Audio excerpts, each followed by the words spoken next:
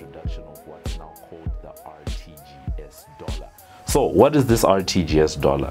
The Rtgs dollar is basically a culmination of what's called Rtgs bank balances, the bond note, and then electronic money such as One Wallet and EcoCash.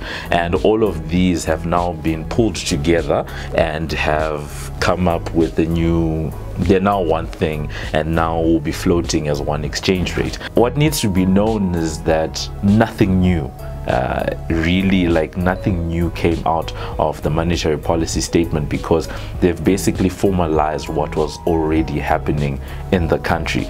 The only thing is it was happening through informal channels, or what they like to call the black market. Going forward, it means that people's wealth might have actually been eroded by up to 60%.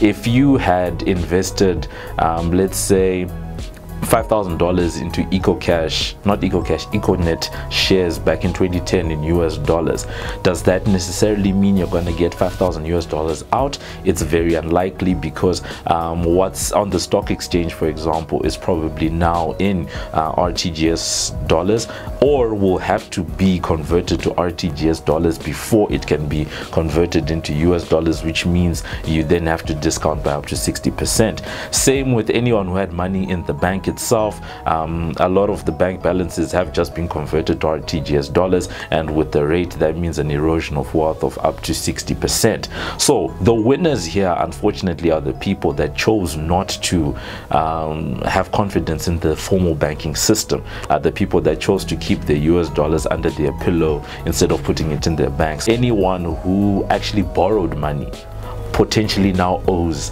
60% less because of these conversions that we're talking about. So if you're a saver, you probably lost 60%, but if you're a borrower, you've probably gained, because your liabilities have gone down by about 60%. A lot of economists feel that this move is a good move for staving off inflation if the RBZ chooses not to print more bond notes randomly, or to exaggerate or inflate Rtgs balances unnecessarily. What needs to be seen in the short to medium term is what the actual effects of formalizing what has already been going on are going to be.